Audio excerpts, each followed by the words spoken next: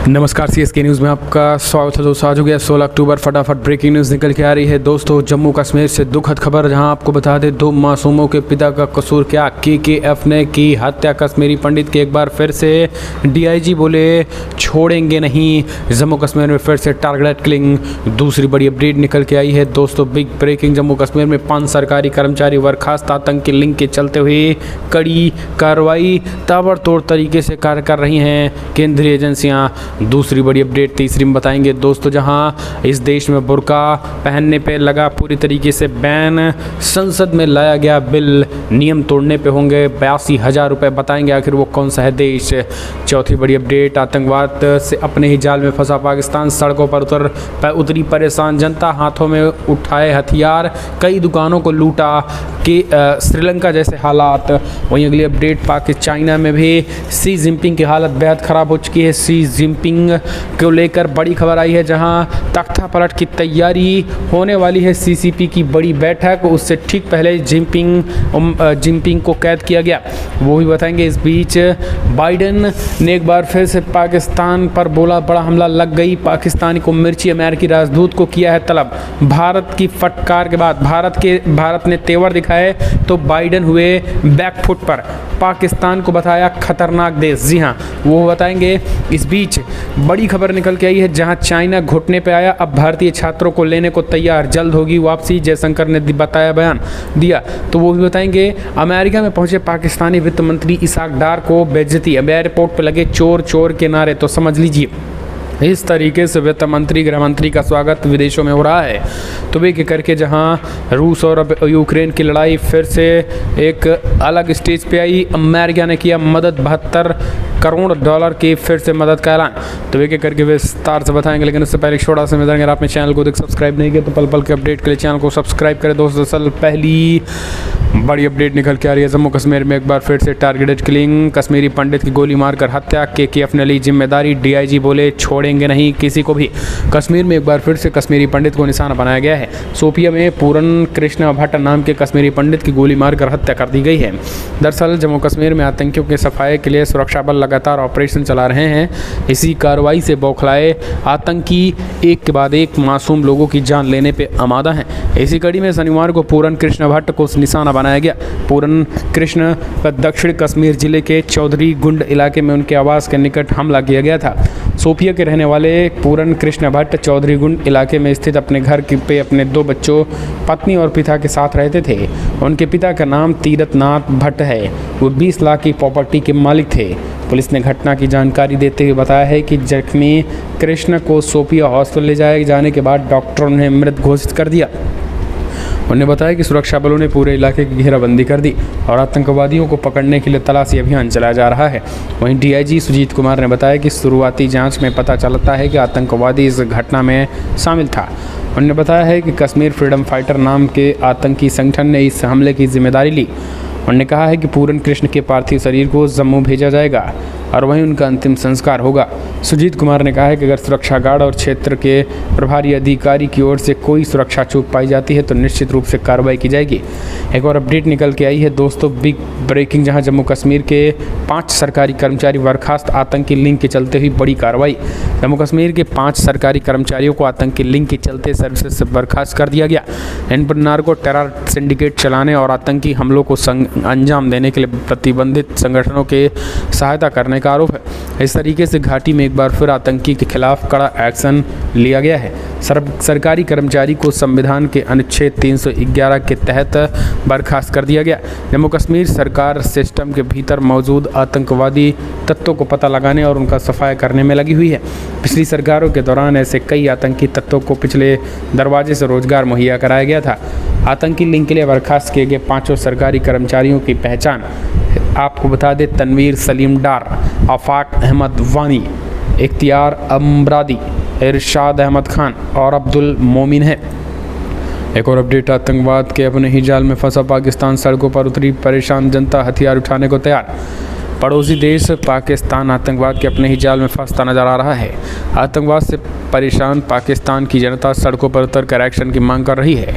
पाकिस्तान के खैबर पख्तूनख्वा में भारी संख्या में लोग सड़कों पर हैं। स्वात की चारबाग तहसील को सांगला के अलपुरी के स्थानीय लोगों ने शुक्रवार को घाटी में आतंकवाद के खिलाफ अपने ही विरोध प्रदर्शनों की श्रृंखला जारी रखी और उन्हें सड़कों पर उतरकर घटनाओं अधिकारियों को क्षेत्र में शांति को बर्बाद करने वाले तत्वों पर रोक लगाने की मांग की। पाकिस्तान में हालात ये हो चुके हैं कि अब अपने ही लोग सड़कों पर सरकार के खिलाफ उतर गए हैं और एक तरीके से हथियार उठा लिए हैं।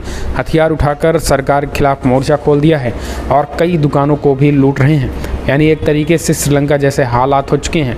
पाकिस्तान को आतंकवाद बढ़ाना अब उन पर ही भारी पड़ रहा है और आतंकी अब लगातार निशाना बना रहे हैं। अगली एक और अपडेट, भारत ने दिखाई आंख तो अमेरिका। बाइडेन राष्ट्रपति ने पाकिस्तान को बताया खतरनाक देश और आतंकी देश। कुछ दिनों पहले अमेरिकी सांसद तुलसी गोबार्ड ने अमेरिकी राष्ट्रपति जो बाइडेन की पार्टी से इस्तीफा देते हुए गंभीर आरोप लगाए थे। उन्होंने यहां तक कह दिया था कि रूस यूक्रेन युद्ध में बाइडेन ने आग में घी डालने का काम किया। पश्चिमी देशों का यह पुराना इतिहास रहा है, आपस में दो देशों को लड़ाकर अपना हित साधना। अमेरिका अपने हथियारों को बेचने के लिए ऐसा करता रहा है।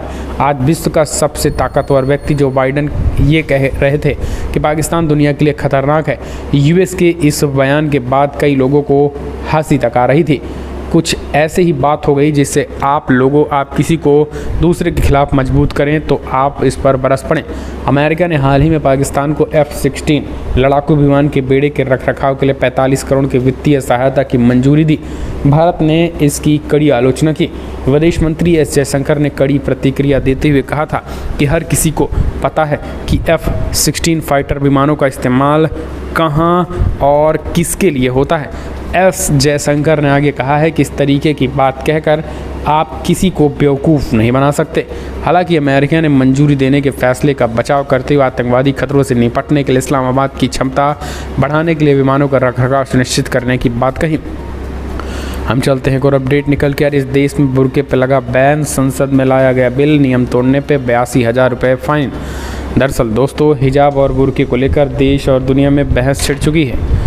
आपको बता दें, ईरान में पिछले दिनों देश में हिजाब के खिलाफ जमकर विरोध प्रदर्शन हुआ था, जिनमें कई लोग अपनी जान भी गंवा चुके थे। वहीं इस बीच स्विट्ज़रलैंड सरकार ने संसद में एक मसौदा कानून भेजा है, जिनमें 1000 स्विस बैंक 82,000 रुपये तक के चेहरे को ढकने पर राष्ट्रीय प्रबंध का उल्लंघन करने वालों पे जुर्माना लगाने की मांग की गई। संसद में इस मसौदे को लाया गया। ये देश है स्विट्ज़रलैंड में बुर्के को पूरी तरीके से बैन कर दिया गया है। संसद में इस मसौदे को कानून बुधवार को पेश कर दिया गया। पिछले साल के इसे चेहरों को ढकने पर प्रतिबंध लगाने को जनमत संग्रह भी कराया गया था, जिसमें ये फैसला आया था। एक और अपडेट, चाइना में शी जिनपिंग राष्ट्रपति की हालत गंभीर। CCP की अहम बैठक होने वाली है। या तो पूरी ज़िंदगी ये बन जाएगा राष्ट्रपति, या तो कल से इसकी उल्टी गिनती शुरू। दरअसल आपको बता दें, चीन में विरोधी आवाज़ों का दमन जग जाहिर है। वहीं कल यानी आज चीन के लिए काफ़ी महत्वपूर्ण रहने वाला है, क्योंकि CCP की वार्षिक बैठक होने वाली है, जिनमें शी जिनपिंग को तीसरी बार सुप्रीम लीडर चुने जाने का फैसला हो सकता है। ताइवान संकट, सेना को मजबूत बनाया जाना और आर्थिक नीति का रोड मैप जिनपिंग बैठक में रख सकते हैं। वहीं सूत्रों के मुताबिक इस बैठक में बड़े फेरबदल भी संभव हैं। चीन के प्रीमियर ली खिंगयांग अपनी कुर्सी छोड़ सकते हैं। वहीं वाइस प्रीमियर लू हां नए प्रीमियर बनाए जा सकते हैं। चीन में इस बैठक के मद्देनजर सोशल मीडिया पर भी खास निगरानी रखी जा रही है।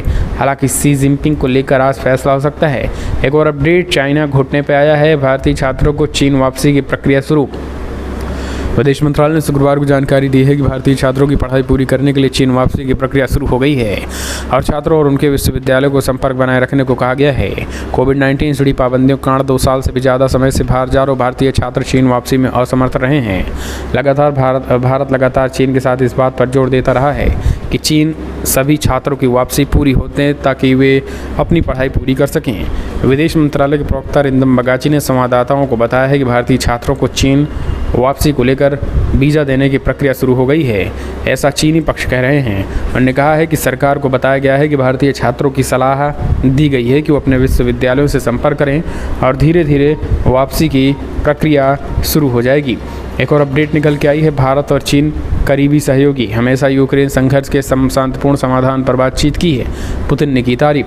रूस के राष्ट्रपति व्लादिमीर पुतिन ने शुक्रवार को भारत और चीन के करीबी सहयोगों से साझेदार करार देते हुए कहा है कि दोनों कद्दावर एशियाई देशों ने हमेशा बातचीत शुरू करने और यूक्रेन संघर्ष के शांतिपूर्ण समाधान की आवश्यकता के बारे में बातचीत की। प्रधानमंत्री नरेंद्र मोदी ने लगभग 1 महीने पहले उज्बेकिस्तान के समरकंद शहर में हुए शंघाई सहयोग संगठन यानी SCO सम्मेलन के दौरान पुतिन से कहा था कि वो युद्ध के दौर नहीं है। इसके बाद पुतिन का ये बयान आया। पुतिन ने कजाकिस्तान की राजधानी आस्ताना में संवाददाता सम्मेलन के दौरान ये बातें कहीं, जहां वो पहले रूस और मध्य एशियाई सम्मेलन में भाग लेने के लिए आए थे। सम्मेलन के दौरान रूस, कजाकिस्तान, किर्गिस्तान, तजाकिस्तान, तुर्कमेनिस्तान और उज्बेकिस्तान के राष्ट्रपतियों ने इन देशों के बीच विभिन्न क्षेत्रों में संवाद बढ़ाने के प्रस्ताव पर भी चर्चा की थी। एक और अपडेट, अमेरिका में पाकिस्तानी वित्त मंत्री इसहाक डार की भारी बेइज्जती, एयरपोर्ट पर लगे चोर चोर किनारे। पाकिस्तान के नए वित्त मंत्री इसहाक डार को अमेरिका के वॉशिंगटन एयरपोर्ट पर शर्मिंदगी झेलनी पड़ी। इसहाक डार विश्व बैंक और अंतर्राष्ट्रीय मुद्रा कोष IMF की बैठकों में हिस्सा लेने के लिए अमेरिका पहुंचे थे।